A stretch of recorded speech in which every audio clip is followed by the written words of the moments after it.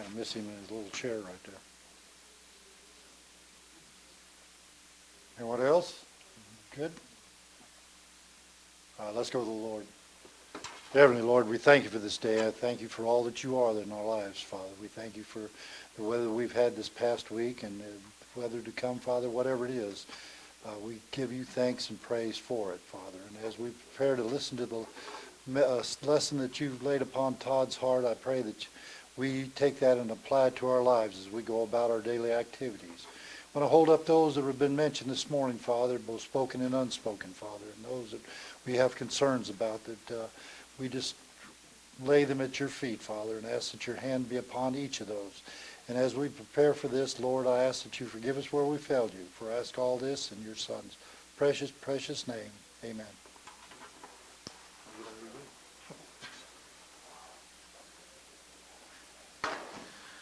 Good morning.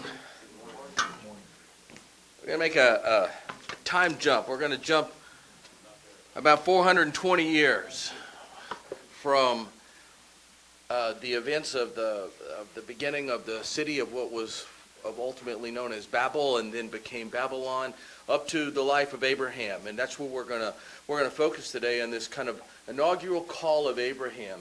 But before I begin there, and I'll ask you to turn here with me so you can see the words. Go to Hebrews chapter 11 with me. Give you a second to get there. I don't know why Hebrews is such a difficult book for me to find. It's sandwiched up there after Titus and in the latter part of the New Testament, and I always seem to have to hunt for it. I don't turn to it easily. So Hebrews chapter 11. If somebody says Hebrews 11 to you, what's your immediate response? Yeah, it's the hall of faith. It's that chapter that includes this long passage that the writer of Hebrews, divinely inspired by God, illuminates for us why some people that are pretty obvious, and maybe others that are not quite so obvious. Like, would any of us have naturally just dropped Rahab in that list?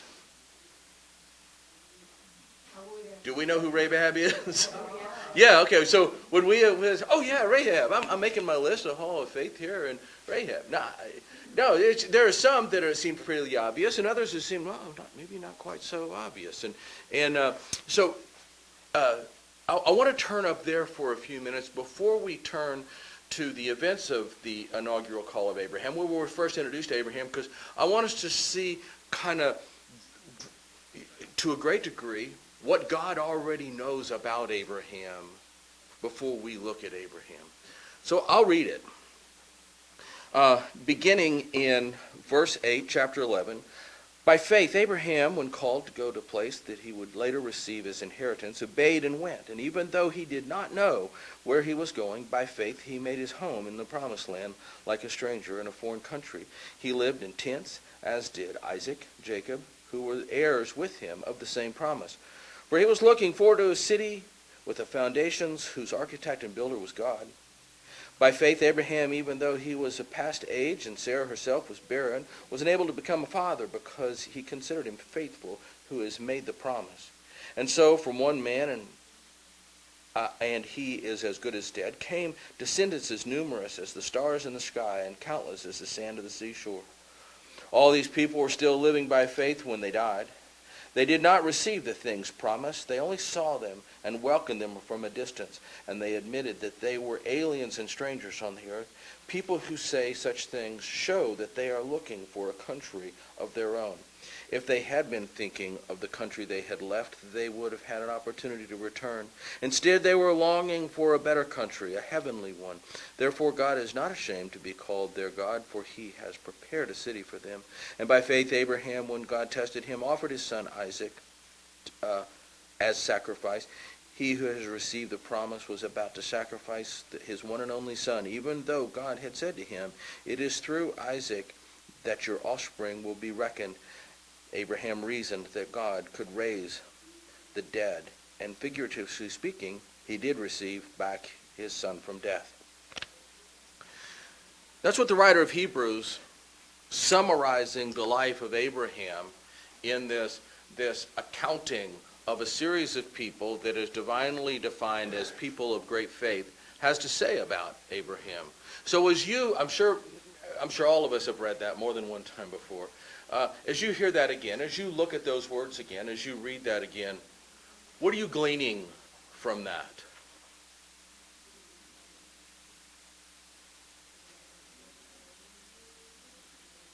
That faith is stepping out because you know God will and you don't know. And that's why that step.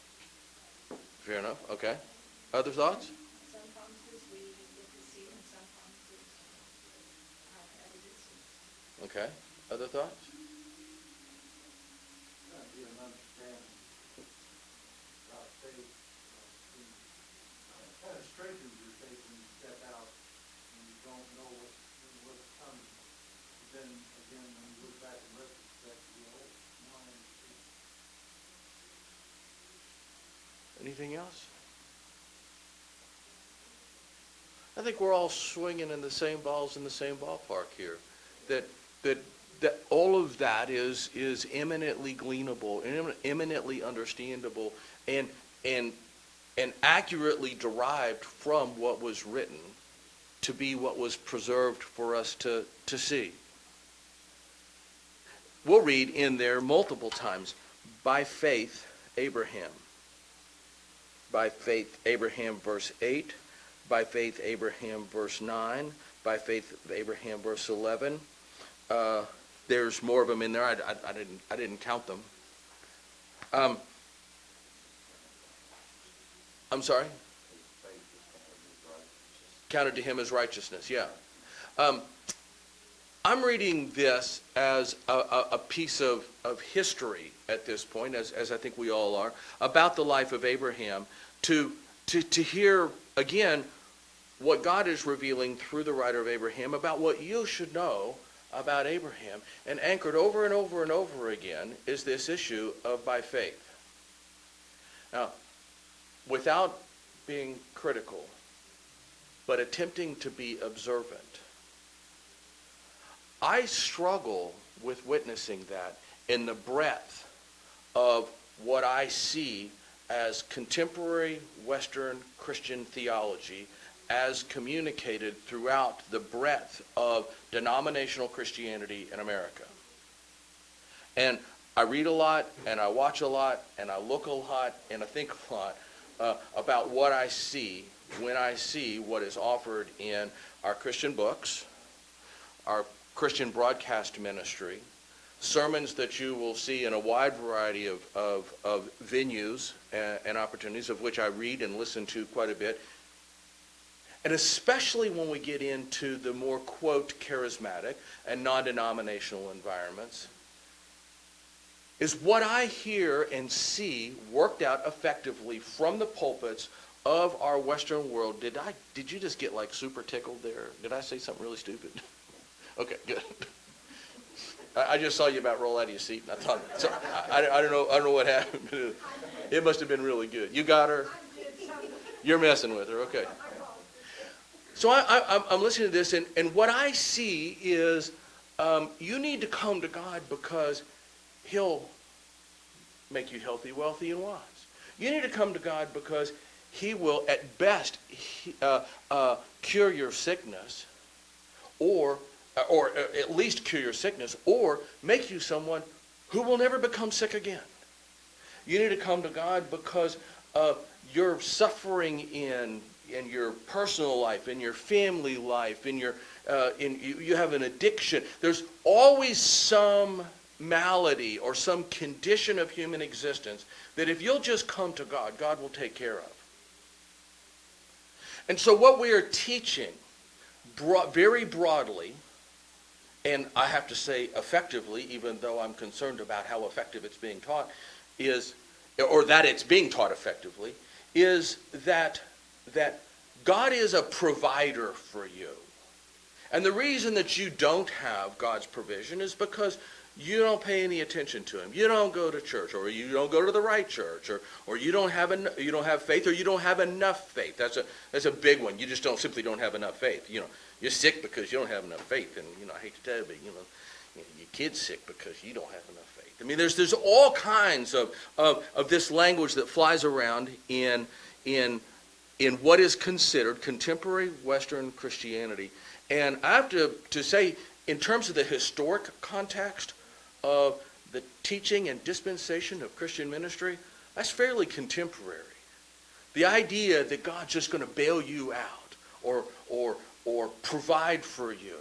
And I hate to say it, but we often treat God more like a genie than Jehovah. That he's going to come and do something for me. The core of Christian ministry is not about what God's going to do for you. It's what God is doing to you. That's the core of Christian ministry. That all of the challenges that we face, nobody's not faced before us. Nobody who will live after us will not face. We all face these. This is all common to mankind. It's all common to mankind. Yes, God does heal. But what do you say to the ones who survived those who died? Yes, God does make the mute speak. But what do we say about the mute who never speak? Or the blind see, or the lame walk, or all the things that contemporary charismatic so-called Christian ministry is either selling or proclaiming or claiming. It's not about what God's going to do for you, even though God does do vast for you. It's about what God's doing to you, in you. He's making you. Remember, you were made in the likeness and image of God, but you fell. The highest priority of God in your life is to restore you to the person made in his likeness and image. To that creature that he breathed his spirit into as a deposit of himself into. And so when we get to these people by faith, some of which seem pretty obvious to us, others, it wasn't quite so obvious to me. Every one of them, it's not about what God is doing for them. Personally, I just really struggle every time I hear the word promise out of a Christian mouth. Because it just comes off as entitlement. Now, I know God does make promises, but we need to be very, very careful about how we claim the promises of God or stand on the promises of God. We need to be very careful when we handle that language because we so very, very quickly turn it into entitlement. And then when we teach our youth about Christianity who do not have strong, measured, and experienced walks, they get very disenfranchised very quickly. And they walk away from the faith very quickly when they don't get what they believe they're entitled to. And who taught them to be entitled to it? We did. We didn't teach them that it's not about what God's going to give you, son. It's what about God's doing in you, to you, son. That's what God is doing in Christian ministry in your life. So when we get to Abraham here, if we go forward to look backwards at what God says, this is what you should know about Abraham, God is clearly saying, before we get to the promises of Abraham, the covenants with Abraham, you need to hear chapter 1, verse 12, the book of Genesis. The Lord said to Abraham, leave your country, leave your people, leave your father's household, and go to the land I will show you. We're not even talking about the goodies yet. We're not talking about a great name that God will make, and we're going to get to that in a moment too. We're not talking about the world will be blessed, all nations will be blessed through you, which we'll get to in a minute. We're not talking about a family line that will be numbered. No, the first thing that God reveals to Abraham about Abraham, and in turn reveals about himself in his relationship with Abraham, is that Abraham, you are to leave your country, your people, and your father's household. Is that what we're teaching in contemporary Western, comfortable, padded seat, sanctuary Christianity? Is that what we're teaching to our youth when we've got mirror balls and concerts and huge Rupp Arena filled events. If you're going to follow me, you need to leave your country, your people, and your father's household. I want to be careful not to be too adaptively literate in that, because God was really clear to Abraham, very specifically, literally, this is what I need you to do. But are we teaching that today? Are we teaching that if you're going to follow me, you're going to have to turn loose of a whole lot of what you are so heavily addicted to? You're going to have to let it go.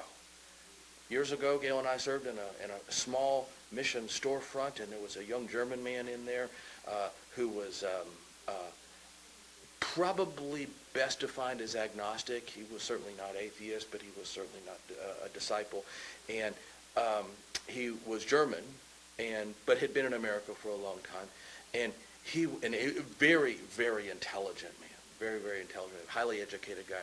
And his biggest struggle was that he felt that if he gave his life over to a life of faith, that he was going to have to completely abandon his intellect. And in a moment one time when we were just kind of point to point on that point, I just told him, I said, yeah, you do. You got to give it up. But what you don't know is that you're going to get it back. He didn't create that great intellect in you for nothing. You have to give it up. And then you're going to get it back. But here's the great beauty of getting it back. You're going to get it back fixed. Right now, you're, by your own definition, very confused about a walk in life. And you're leaning on what you think is going to provide you the answers for life. But if you will turn the thing that you believe is the most valuable to you over to God, you're not going to have to give it up forever. He's going to give it back to you, but he's going to give it back to you fixed. And then you're going to be able to see with confidence the truth about life. And you will know truth. And that truth is going to bring you peace. But it's never going to happen as long as you cling to, instead of allowing God to shape your life, cling to your intellect to shape your life. This is principally what I refer to as Jacob's crutch. You know, when Jacob struggled with God and God wrenched his hip, the rest of his life he had to walk with this crutch. The very last words that are spoken of Jacob at the very end of his life, when he's in Egypt and his son Joseph is the senior most official under Pharaoh in Egypt, and he's calling all his children in to bless them because he knows he's about to die. And then he tells Joseph to go bring his two sons in because he wants to bless them as his own family. Joseph leaves to go get his two sons, Ephraim and Manasseh. Yeah, Ephraim and Manasseh. And then it said, and Jacob worshipped leaning on his crutch. That crutch was huge. If you will go on in Hebrew, you'll recognize that that's the last thing in Hebrews chapter 11 that's also said about Jacob. That by faith, Jacob was found worshiping the Lord leaning on his crutch.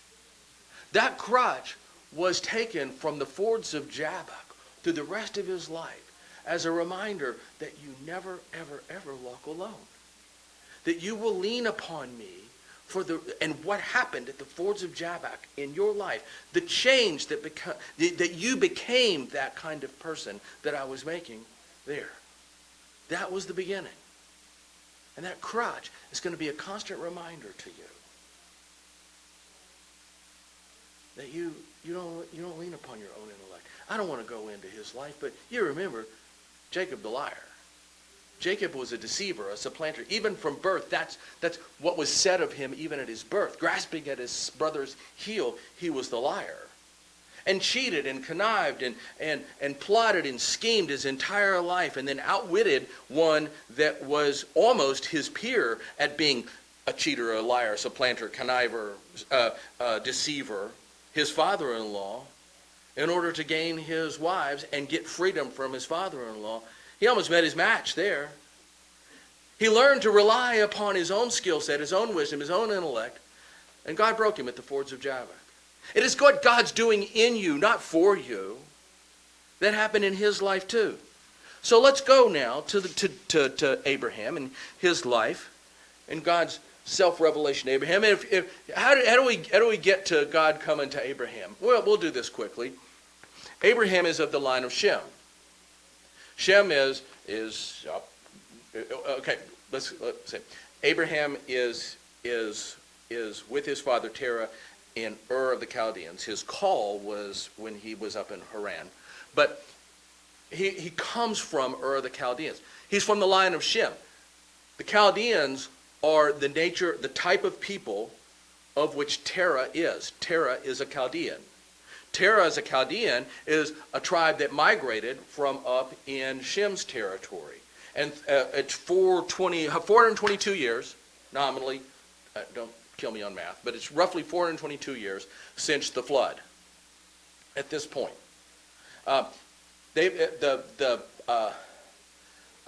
Chaldeans were a tribe from the line of Shem, which we see all of the lines or all the families as we head up through 11 here, that led to Terah, and they migrated from that southwestern Assyrian territory, what you know as southwestern Assyria. They migrated down into the southern part of Mesopotamia, which is where Ur is. It's really close to where the Tigris and the Euphrates are together. Now, Babylon controls this territory. This is 420 years after the flood. So Nimrod's long gone, but the Babylonian culture is vast, spread, dense, and dramatic control. And so they migrate down here, and they're allowed to stay down there in exchange for adopting Babylonian culture, adopting Babylonian religion, and adopting Babylonian economy. Basically assimilating into Babylonian culture. Will allow you, this is Babylon's response, will allow you to become sovereign in this territory. Means that we're not asking you to become Babylonians. You can still be Chaldeans. But you must assimilate into our way of life. And I'm always saying all that to let you know that Terah was a Chaldean. A Chaldean had a sovereign tribe name, but had assimilated by law, government, by religion, and by economy into Babylonian life. And that's Abraham's dad. That's the family line that Abraham comes from. Abram, he's not Abraham yet. Abram comes from. And so Abram and his dad, and his dad's family, everybody, he says, I want to go to the land of Canaan. And so they pick up. Now, if you follow his track, he goes up to Haran and then down to the land of Canaan. And there's a reason for that, because between Ur and Canaan is a great big section of the northern desert. And they didn't cross the northern desert. They went up the fertile riverbeds and to Haran, and then came back down in the more trafficable sections of waterways and territory and plant life and animal life, and basically a sustainable path to go. You coming across is tough. They get up there, and Terah dies, and that's where God calls Abram. And the Lord said to Abram, leave your country, leave your people, and leave your father's household. That's the first thing that I want you to do. See, the call wasn't in Ur. He was just from Ur. It was in Haran that the call happened. So he gets to there, and God says, I want you to leave these three things. So I want you to think for a minute with me. I think there's a lot of things that can emerge out of those three things. But I want to share with you what I see emerge here in that. I want you to leave your country. Well, you could say, well, I've already left my country. My country we were Ur of the Chaldeans. We were subject to Babylon. We're in Haran now. I've already left my country. Now you've heard the phrase, you can take the boy out of the farm, but you can't take the farm out of the boy. Yeah, and there's a lot of other ways to say that too. No, see, Abraham, you came from there. You may be physically in Haran, but you're a Chaldean of Ur. You assimilated into the law of Babylon. You assimilated into the religion of Babylon. You assimilated into the economy of Babylon. That's your nature. That's your history. That's your upbringing. That's the lens through which you see the world. That's not the what you think, but the how you think. That's what has shaped you to be who you are. Now, you may be physically in Haran, but you're still a Chaldean from the city of Ur. I need you to leave that. That cannot be a part of not what I'm going to give you, but about what I'm going to do in you. So you need to set that aside. That's not going to be a contributor to what I'm shaping in you. So that's the first thing that I need you to hear. It's not what I'm doing for you. It's not what I'm giving you. It's what I'm doing in you. I need to reshape the how you think in order to frame the what you're going to think. I need to change you. We use the word transform almost flippantly. The transformed. This is the first part of God transforming Abraham. I need you to leave your country. Now I need you to leave your people. Now you may or may not agree with the economic system of Babylon. Maybe you think that there's an enfranchisement and a disenfranchisement, an imbalance and inequity, an inequity of wealth and where you come from. You may be out of compliance and civil order, obeying the laws and the means of the Babylonians as you live.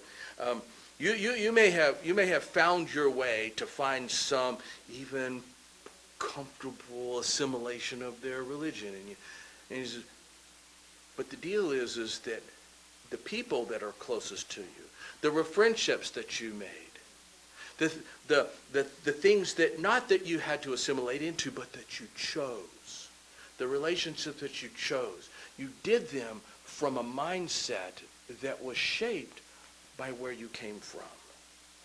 So not only do I need you to leave your country, I need you to leave your people.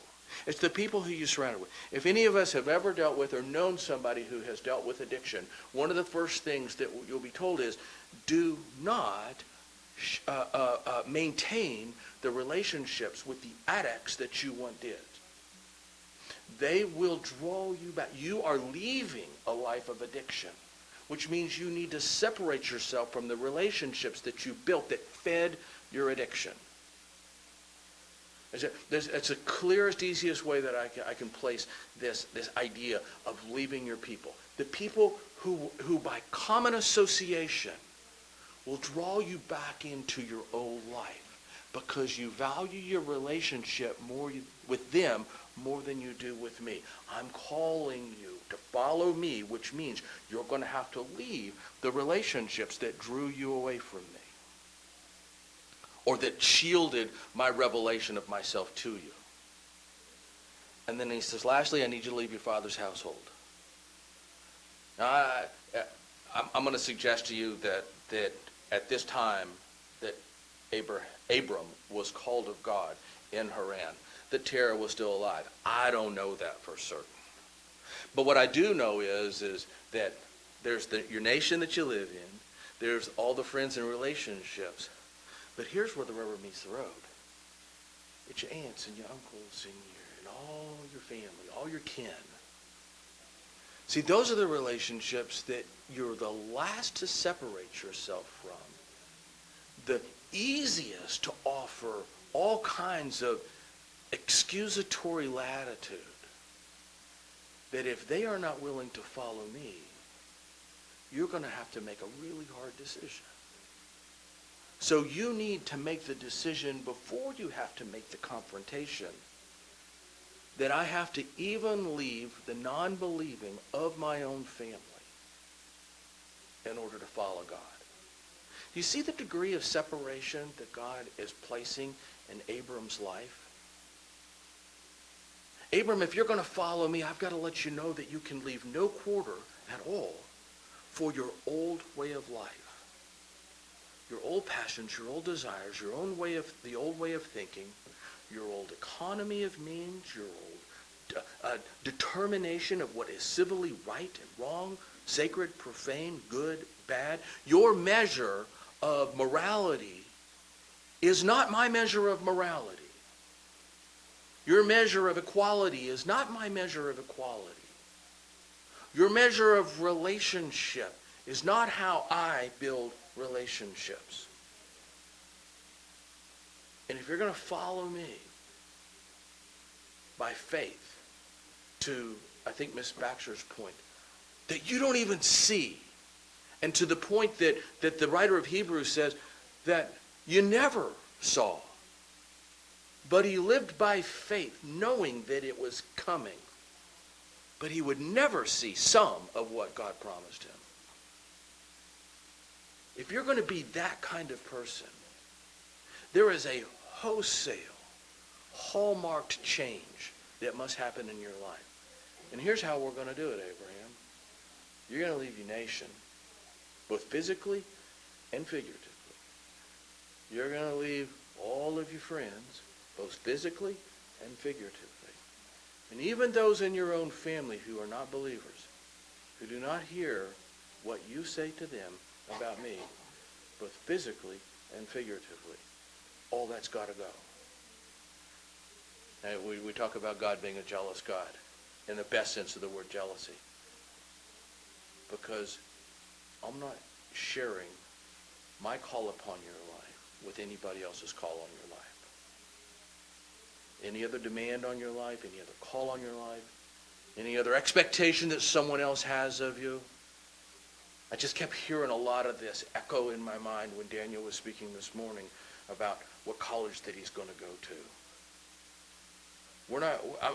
I'm not in a competition with anything else in your life, any other person in your life, any other ideology in your life, any other government in your life, any other law in your life. I'm not going to be in competition for any of that.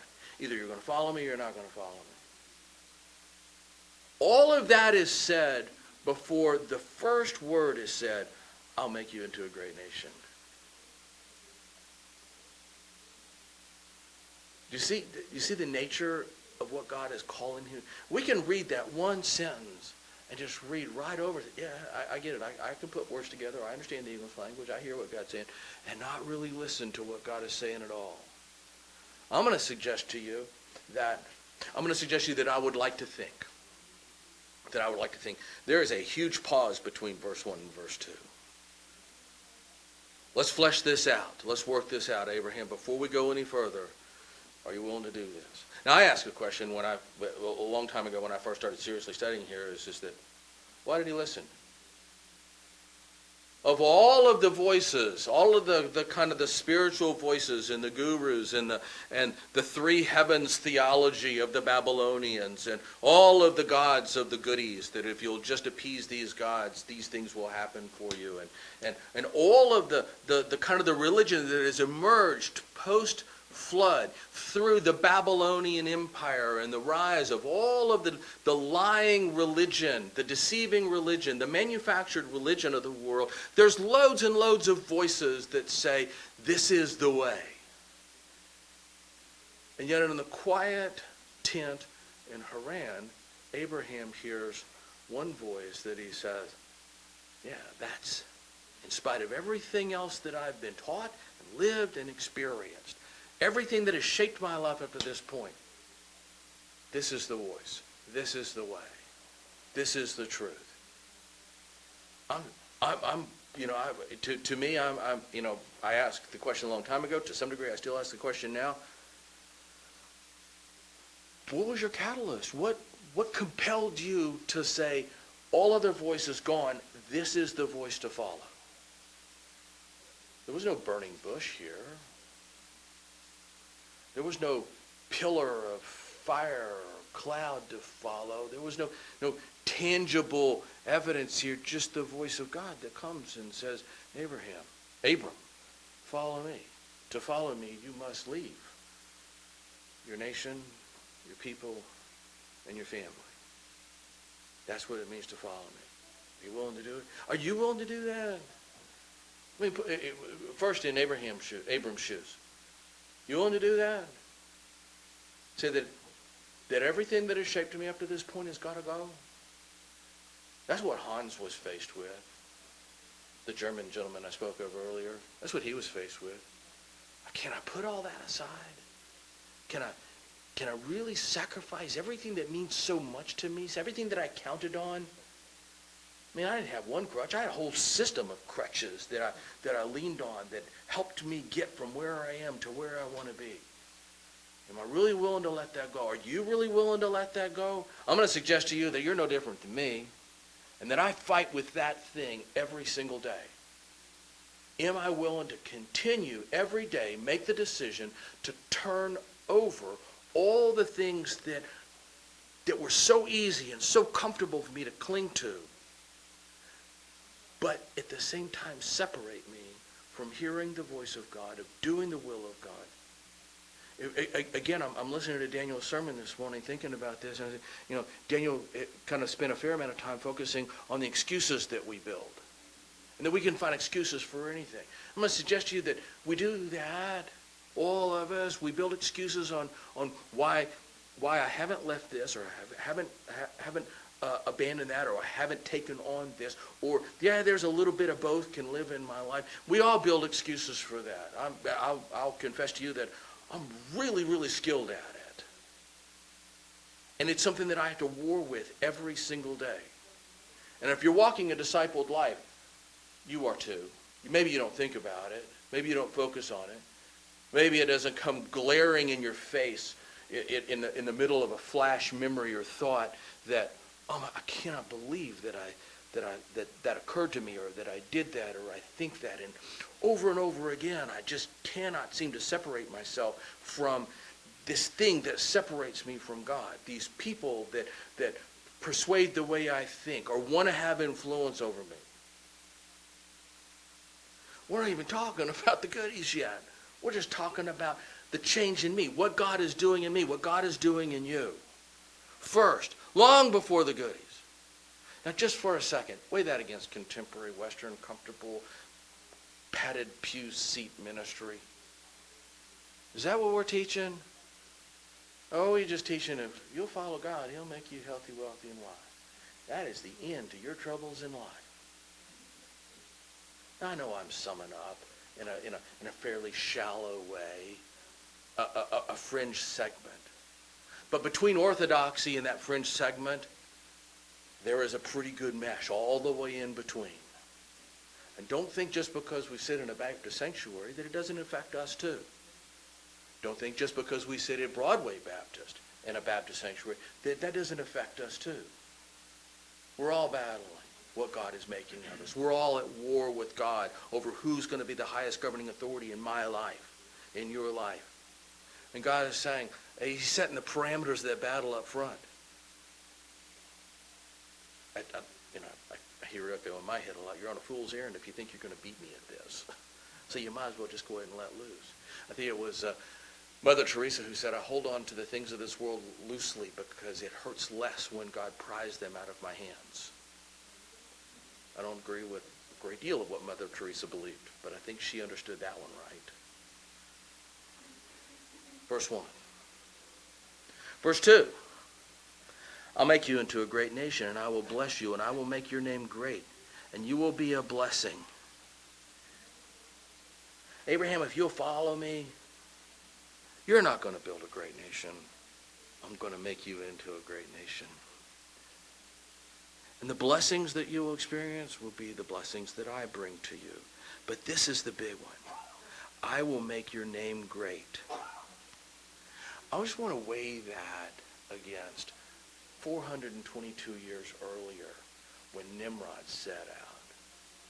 Who did Nimrod put in charge of making a name for himself? Nimrod. Great. It was almost a knee-jerk reaction, wasn't it? Yeah, you can. I suspect you precognitively heard that coming. Yeah. Nimrod. Nimrod's just one of us. We all want to make our names great, or want to be in control of our own lives, or have some measure of prominence in the world, or at least in our relationships, or our own little circles, or amongst ourselves, or at least when I look in the mirror at myself, I say, yeah, I did that. There's a bit of Nimrod in all of us. But God is saying, Abraham, it is not you that's going to make you great, your name great. I will make your name great. This all hinges on you being what in contemporary terms what we might use as the word a true disciple. that you will follow me. Will you do it? And I have to go back to Hunt. You're going to get back what you're letting loose of.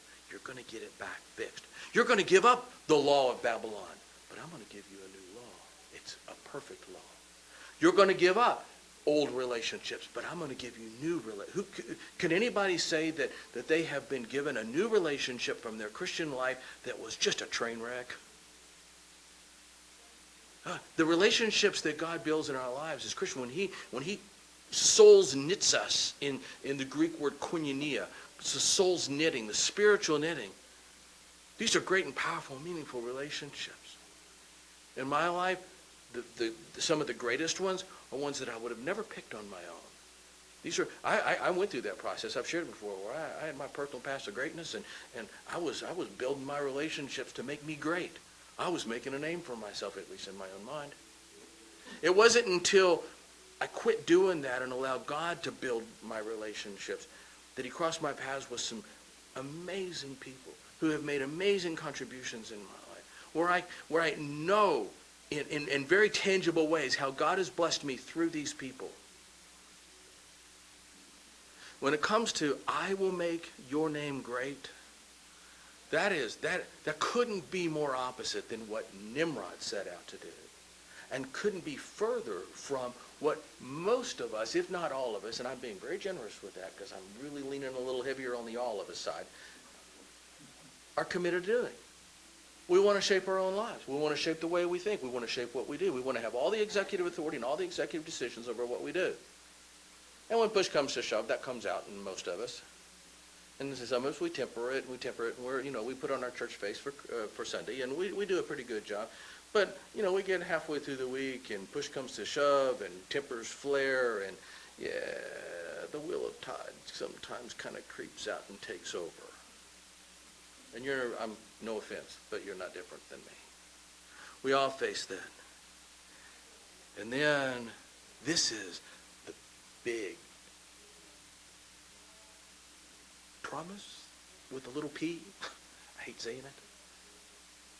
I'm going to make the whole world is going to be blessed through you. Now, if you don't know what God is saying to Abraham in that one sentence, and I'm going to suggest to you that Abram does not know this yet, is that in the same way that we followed Shem from the ark to Ur to Haran and now down to the land of Canaan, there's this huge family line that's going to come out of you. And in this golden thread, through the tapestry of your family, I'm carrying the Messiah that's going to save the entirety of the globe. And it's your family, Abraham. It begins with you. That's what I'm going to do for you. That's what I'm going to do in you, through you. That's how your name will stand the test of time. When most names are totally forgotten, I think even Daniel mentioned this earlier, but I've heard this in many. Your name will last about 3 generations. About 3 generations after your death, your name will rarely be spoken at all, period. A little bit longer than that, and you'll be largely forgotten unless somebody goes and looks you up. That the duration of our name, as great as we think we are, they don't last very long. I remember Ronald Reagan, one of the greatest presidents, I think, in our history. Certainly the greatest president in my lifetime. But I don't think my children know much about Ronald Reagan. And when I have a grandchild, I think it'll be at best a textbook relationship. And then it'll drift and fade. In the same way that names are rooted off of the Egyptian obelisks. That you're Abraham, your name, no, that's not going to be the case. That your name is going to endure because of what, not the goodies that I'm doing, not what I'm doing for you, but what I'm doing in you, to you, what I'm creating of you. Will you follow me? Now we know, the writer of Hebrews says, no, it was by faith that Abraham did all of this. But we're walking through Abraham's life right now. Abraham was walking through his life when he did. Can it be said of you that by faith Ron, by faith John, by faith Melanie? Will it be said of you later on, 1,000 years from now? By faith, Dennis Peavy walked with God. Will that be said of us? Is that what we aspire to? Because in the book of Hebrews, what God reveals about Abraham at that point, Abraham, was that he looked forward to a city that wasn't his, a land that wasn't his, a kingdom that wasn't his, that hadn't materialized yet. But he knew it was there. And that was his motivation to follow God, because that's what God is doing. It's fair to just drop Blackaby's line in there. That's what God is doing, and I got on board. I believed God. By faith, I followed him. Even though, to Mrs. Baxter's point earlier, and I think yours too, Mark, that I didn't know where I was going yet. Abraham didn't know. He had no idea. He didn't know he was headed somewhere else. He didn't know where God was leading him. He knew where his dad said they were headed, and they stuck in Haran. But he didn't know where he was headed. I will bless those who bless you, and I will curse those. I will bless those who bless you, and whoever curses you, I will curse. And all the peoples on the earth will be blessed through you. I left that middle part out, and I want to come back to that because that's where I want to end. This is another big picture statement. I will bless those who bless you, and whoever curses you, I will curse. Now there's a kind of a parenthetical truth about what God's saying there. First is that Abraham, where you go, if you follow me, you're under my umbrella. I'll bless those who bless you. People who treat you well, I'll treat them well. People who do not treat you well, you can leave them in my hands. I'll take care of them. I'll curse them. No one will mistreat you, Abraham, and get away with it. Don't ever think that I have abandoned you if you felt that you've been mistreated somebody. But this, parenthetically, is the fundamental estate of the nation of Israel. If there's any reason at all, geopolitically, why we should or should not, or anybody should or should not, revere or curse Israel, I'd rather not do battle with God over this. If you want to know why initially this nation determined that Israel was our ally, that's it right there. There's plenty of people that we will do battle with, but we are not doing battle with God. That decision was made by people in the American government who actually believed that there is a God, that God's voice is true, that follow the voice of God. Today, huge debates over why we are even spending money on that little old Israel. And for the most part, the reason that we make an investment into that is because that is an extremely geopolitical, advantageous piece of geography, and that we need that piece of geography at the easternmost end of the Mediterranean as the gateway into a continent that we know is in constant turmoil with us. That it's just a military decision.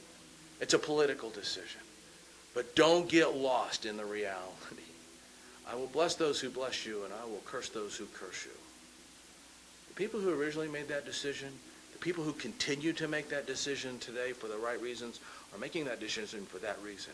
That's the fundamental estate of Israel. You may think you're at battle with somebody else, but you're in battle with God if you're at war with Israel. We gotta close her. Gail's gonna wrap her. Yeah, I think I hit everything that I wanted to hit. If you'll just give me a second here, just to make sure that I didn't leave something really important out. No, I think I hit everything I wanted to hit. Thoughts before we wrap? Yeah, Mr. Kenneth. I was going to mention that many people probably know this, but when Harry Truman made the decision that they were going to support Israel as a new nation, a lot of the people in his cabinet were against that at the time. But he said his mother had told him since he was a little boy that Israel belonged, that was God's people.